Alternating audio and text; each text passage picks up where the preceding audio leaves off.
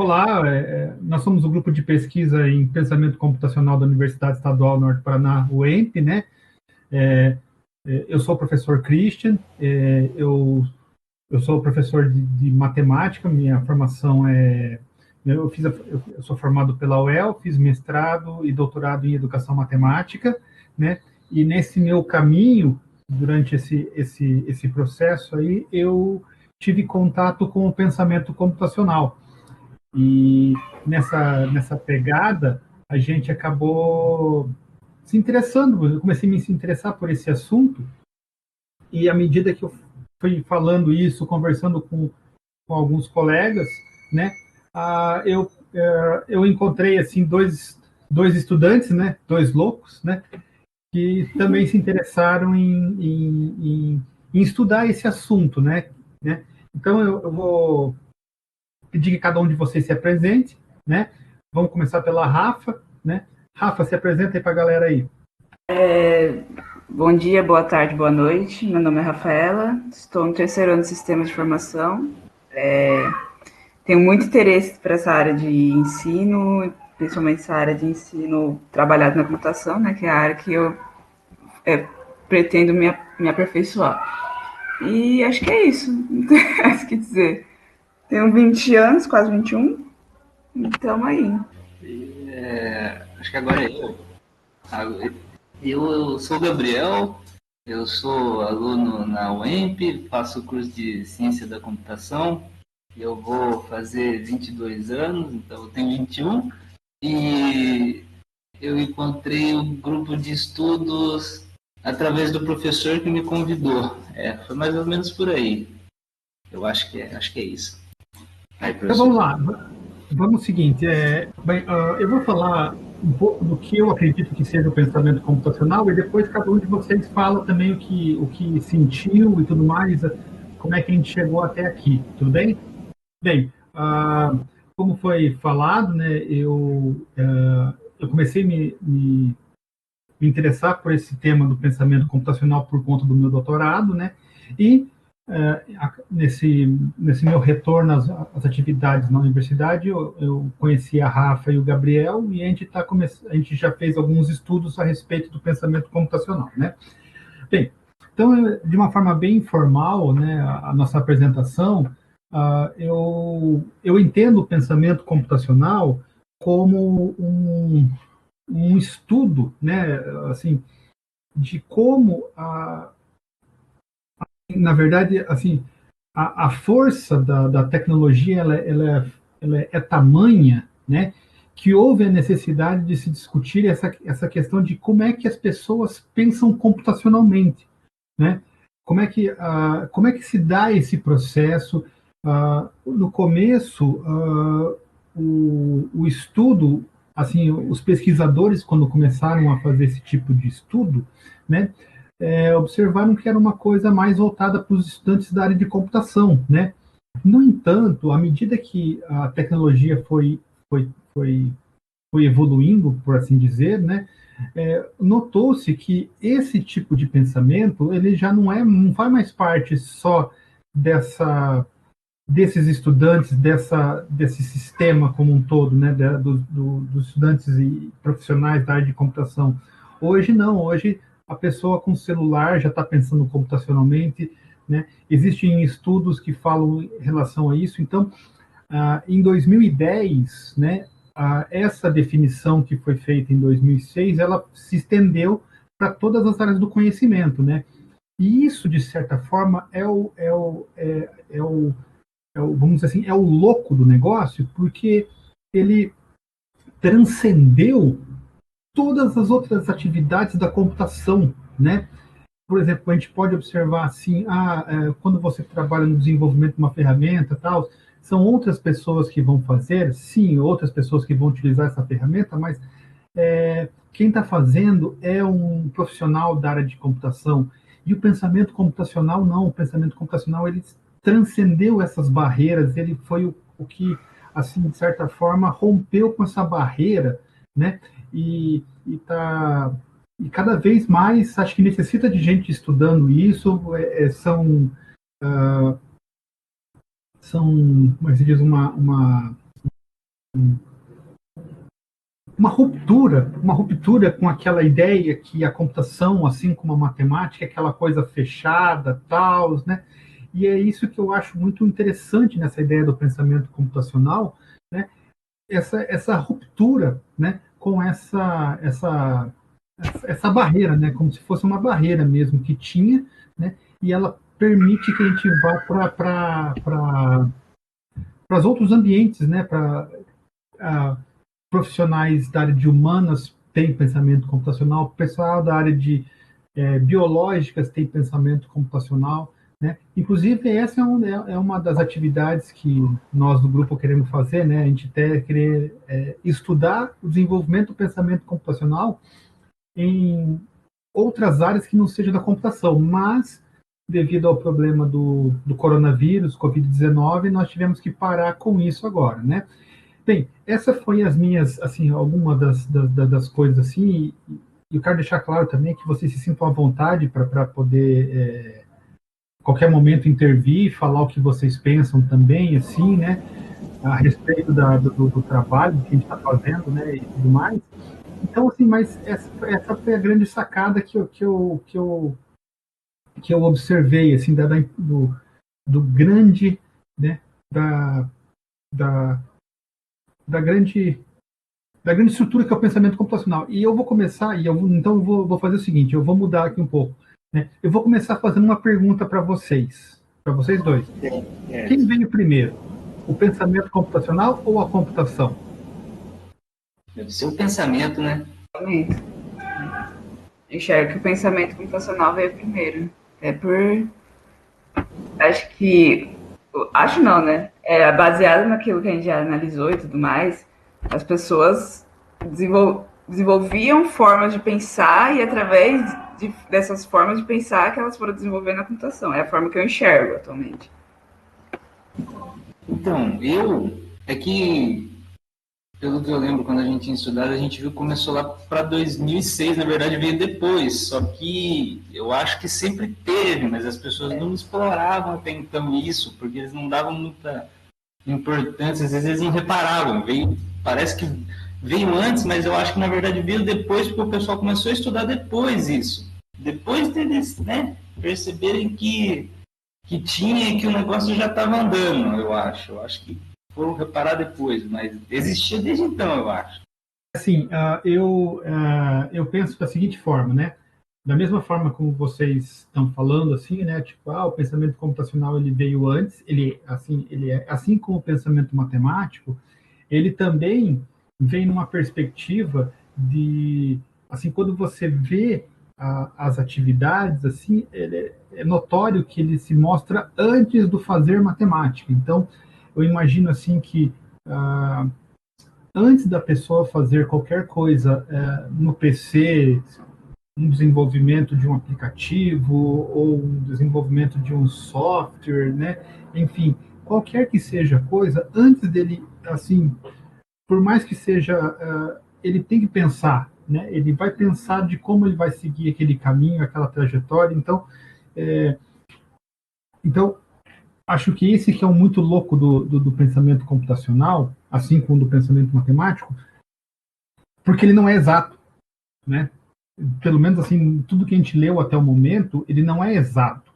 Ele está mais relacionado à área humana do que propriamente à área computacional, né? Vocês concordam ou não? Sim, eu concordo, professor. Tanto que eu não sei se tem ligação direta, mas, por exemplo, o xadrez, quando você joga, não é só exato o que você faz. Você, às vezes, tem que fazer algumas misturas relacionadas a coisas intuitivas, outras coisas que não é realmente, assim, um negócio matemático da coisa, né? Eu acho que deve ser mais ou menos por aí. Eu não tenho certeza do que eu estou falando. Mas eu enxergo mais ou menos da mesma forma, assim. Nesse ponto não tem muito o que acrescentar. E nessa pegada, né, que a gente está aqui discutindo, assim, meio de forma informal até, né, a minha esposa, né, ela é psicóloga, né, Então, a gente, nas nossas discussões, assim, e tal, assim, no que ela leu já dos meus trabalhos, assim, da tese de doutorado, né, ela, em vários momentos, ela falava que estava muito mais relacionado à ideia da psicologia cognitiva do que propriamente a uma área, como posso dizer assim, por exemplo, banco de dados, com uma disciplina relacionada a banco de dados, que é uma coisa propriamente da computação, né? E é nisso que é interessante, né? Porque e é nisso que rompe essa barreira, né? Porque assim nós estamos indo aonde estudar, né? E outra questão, quem está indo estudar quem está fazendo esse tipo de estudo, né?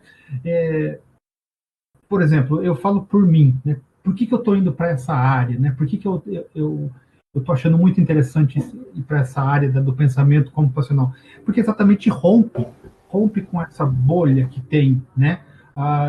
Eu, enquanto professor, às vezes professor de cálculo, né?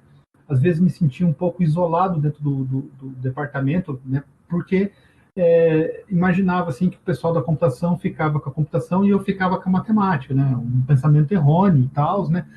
E depois do doutorado, depois que eu comecei a ver que a gente consegue se aproximar mesmo tendo visões diferentes sobre o mesmo assunto, né? E esse é o interessante, é o louco do pensamento computacional, porque permite esse tipo de situação, porque ele não é da área de exatas, é da área humana, né? E quando você vai para a área humana, você abre um leque, você deixa de chegar a x igual a tal coisa, ou o programa rodou ou deixou de rodar, né? Não, ele não tem um certo assim, certo, eu posso dizer, não tem uma definição que fale certinho o que é o pensamento computacional, né?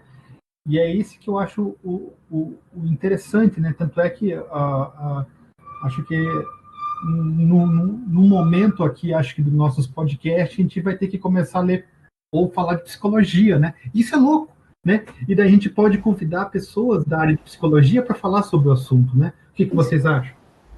Eu concordo totalmente. 100% bom. Tanto é que muitas coisas que a gente fala sobre pensamento computacional, justamente essa parte sobre aprendizado e tudo mais, são coisas que eu me recordo da matéria de psicologia e educação, principalmente. Não é nem coisa que eu aprendi nas outras matérias. Assim. Então, eu faço muito mais conexão com as matérias que eu tive mais realmente relacionada a pessoa, o ensino, a psicologia, do que necessariamente as máquinas. Então, eu acho bem válido, na verdade. Sim, sim, professor. Você tinha comentado sobre o que a gente acha, né? Você falou o que você acha sobre o pensamento computacional. E eu queria contar aqui que, por exemplo, quando eu entrei na faculdade, eu não tinha noção do que era pensar de forma computacional, às vezes para colocar alguma coisa que você vê no seu cotidiano de uma forma que seja cabível para dentro do computador, sabe? Eu tinha bastante dificuldade para encaixar o meu pensamento, que era um pensamento diferente do computacional, para dentro do que é o pensamento computacional. Isso é um negócio que você vai aprendendo de pouquinho, e quando você vê, você já está fazendo, e na verdade você nem sabe que você está fazendo isso. Muita gente nem percebe que existe o negócio. Então, eu acho que vai mais ou menos por aí a coisa, sabe? Então vocês percebem que tipo assim que a coisa ela está mais relacionada e ao mesmo tempo assim, né? Eu acho que ao mesmo tempo que ela tem essa vertente de ser assim que se aproxima ou ela tem os seus pés, digamos assim, bem as raízes do pensamento computacional, elas não estão na área de exatas, né? Pelo menos assim, tudo que nós lemos até o momento, assim, né, são pesquisadores da área de computação que estão se preocupando com isso, sim, são pesquisadores da área de computação, né? Mas assim, tudo que a gente leu até o momento, tudo que a gente discutiu no nosso grupo até o momento, ele não mostrou as raízes, né, na computação, né? Sim, ela começou, né? Ela teve assim o primeiro start foi para dizer assim que o pensamento computacional é um pensamento que ajuda os profissionais da área de computação, os estudantes da área de computação. Só que à medida que eles começaram a, digamos assim, se aprofundar, eles viram que isso era só a ponta do iceberg, né? E então o pensamento computacional, assim, no que a gente está lendo, ele não tem suas raízes propriamente fundadas, né, na área de exatas, né, na computação, assim como o pensamento matemático, né, o pensamento matemático ele também não tem as suas raízes, né, na, no, na área de exatas, ela está mais ligada à área de humanas, né, e isso é muito interessante porque eu falo isso assim porque eu já me encontrei com algumas soluções matemáticas onde o estudante não fez da forma, colocar assim, entre aspas, tradicional, e chegou no resultado. E daí, quando você vai conversar, ou seja, você vai ouvir o estudante, ele vai trazendo para você, olha, foi professor, fiz assim, assim, assim, daí eu peguei, fiz isso, isso, isso. Ele fez um outro caminho, ele estava pensando matematicamente, ele resolveu, só que ele não resolveu daquela forma.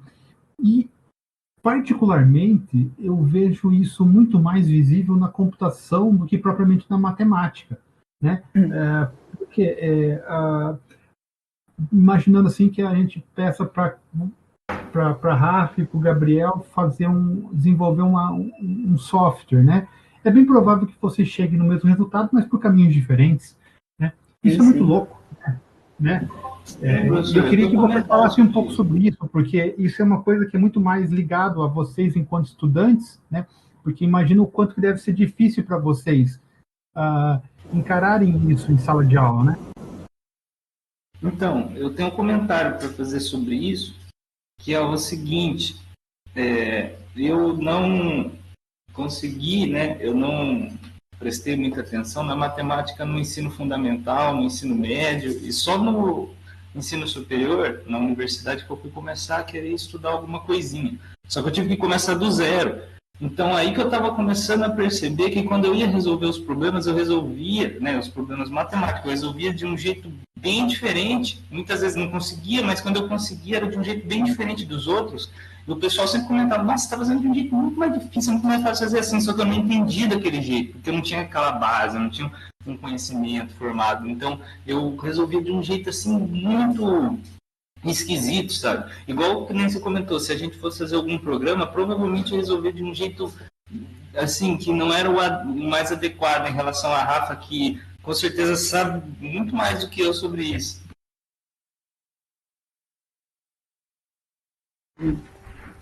Eu acho que, primeiramente nessa parte de que dois estudantes de computação resolvendo a mesma coisa de forma diferente é uma coisa que é realmente muito legal de analisar mesmo. O professor passa um problema e aí a sala inteira tem umas 6 formas diferentes de solucionar o mesmo problema.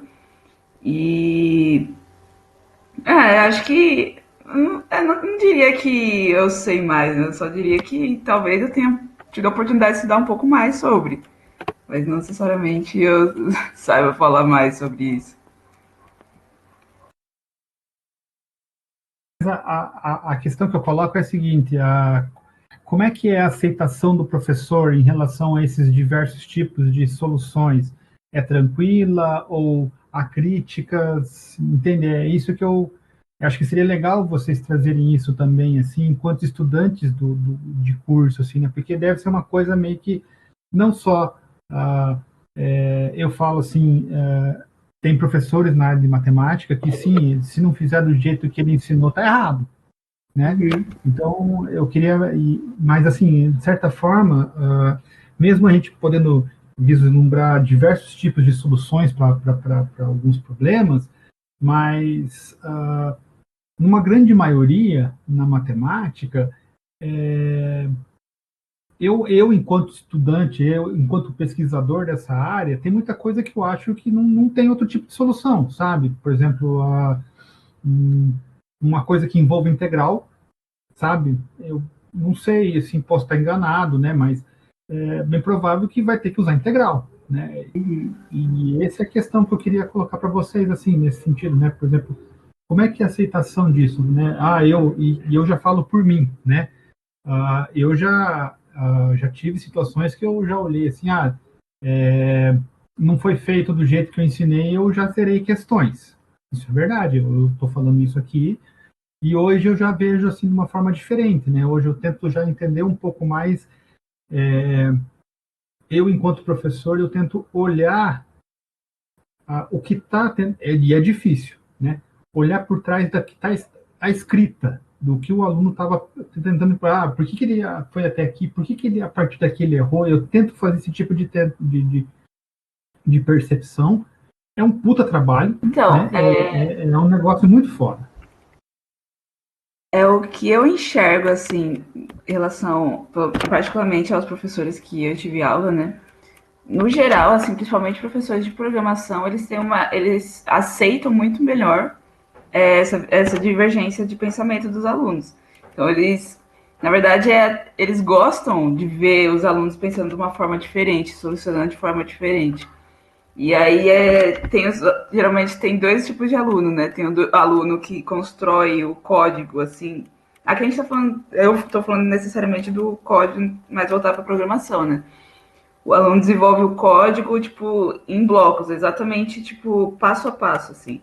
E tem aluno que ele só resolve da famosa forma gambiarra, assim, que ele vai e ele olha uma coisa que não necessariamente serviria para aquilo, mas ele consegue adaptar para o problema e aí ele apresenta uma solução e aí fica um código às vezes muito menor, mas mais complexo, porém é de uma forma que o professor não explicou, mas o aluno fez e o professor mesmo assim gosta e fica feliz de ver.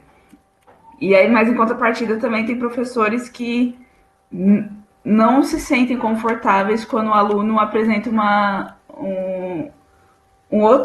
outra forma de enxergar do que ele estava acostumado a ver, meio que como se fosse confrontado, né? Tipo, essa forma não é o certo. Mas de forma geral, a maioria dos professores enxergam realmente que a computação está aí e a melhor pode ser encontradas diversas maneiras de pensar e solucionar problemas. E aí vai do aluno realmente se encontrar em alguma dessas maneiras.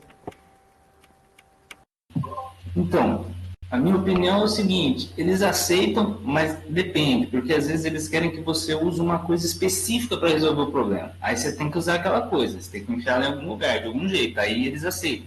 Mas se eles não der nenhuma especificação e falar resolva esse problema, aí eles costumam, na maioria das vezes, não ligar para o jeito que você responde. Tanto que teve uma vez que eu fiz um programa usando só variável, condição, que é o if else lá, o se, se não, e o go to, que é o ir para. Só usei isso só. E resolvi um problema grandão. Ficou gigante a minha resolução. Tipo, as pessoas liam assim, ficavam até bravas comigo.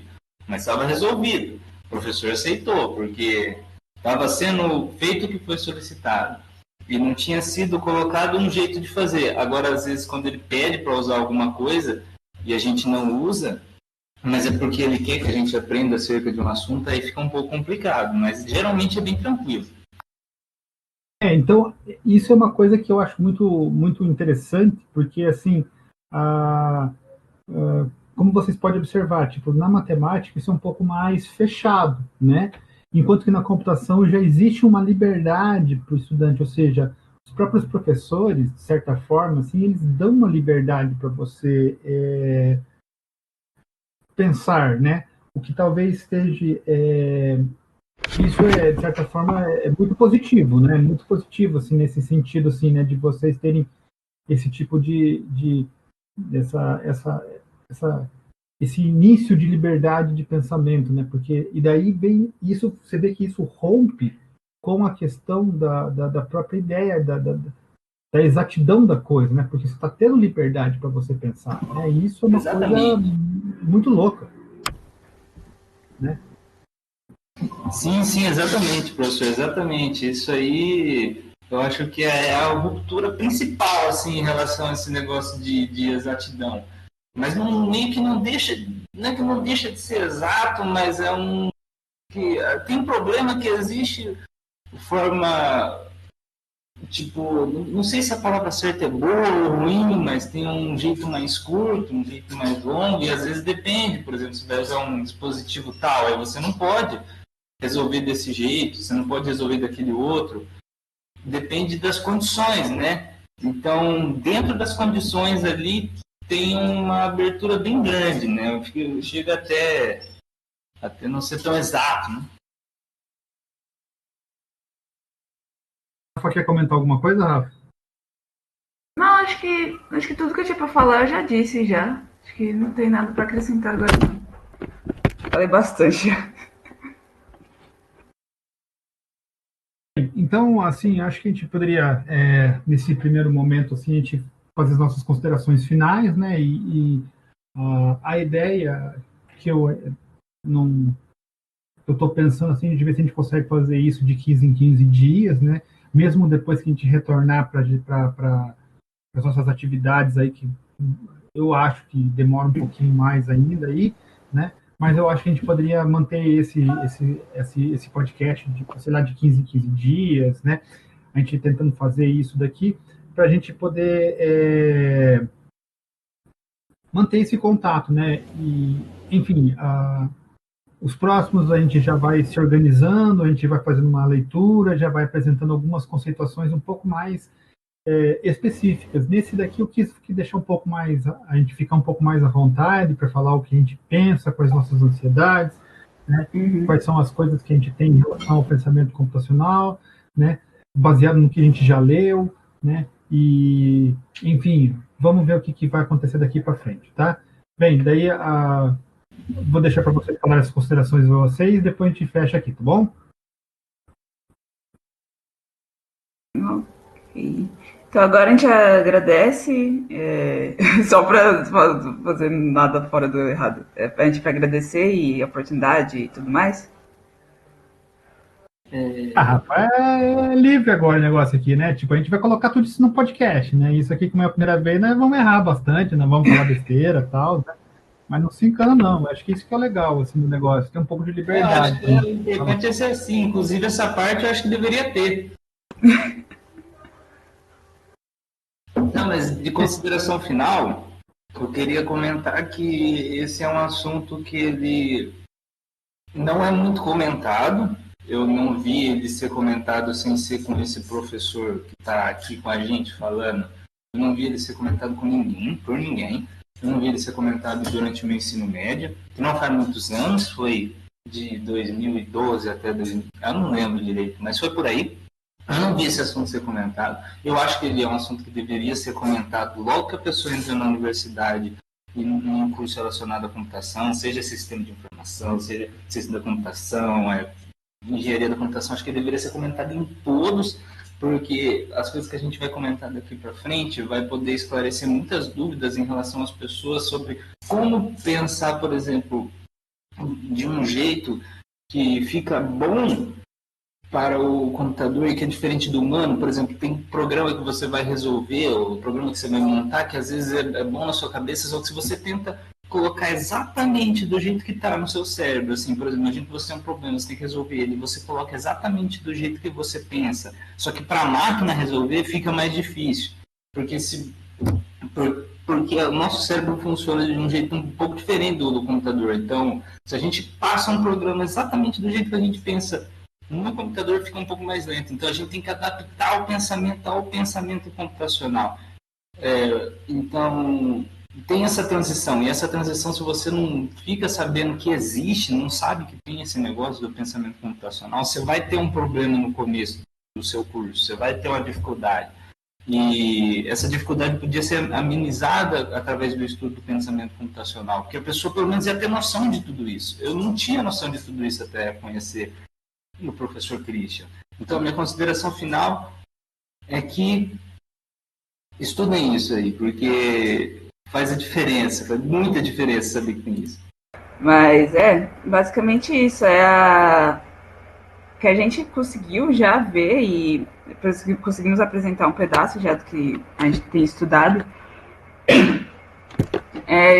Essa visão, justamente, né? O pensamento computacional, ele é algo que veio para ficar, Na verdade, ele já existia, né, como a gente estava falando, e é algo que não é válido exclusivamente, que a gente, conforme a gente vai estudando, a gente vai vendo que não é algo válido exclusivamente para estudantes da computação.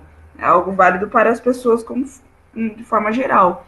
E é muito bom e legal e interessante ter a oportunidade de estudar e analisar as diversas formas que ele pode aprimorar o pensamento computacional das pessoas, pode melhorar a forma que as pessoas se desenvolvem nas diversas áreas da vida, assim.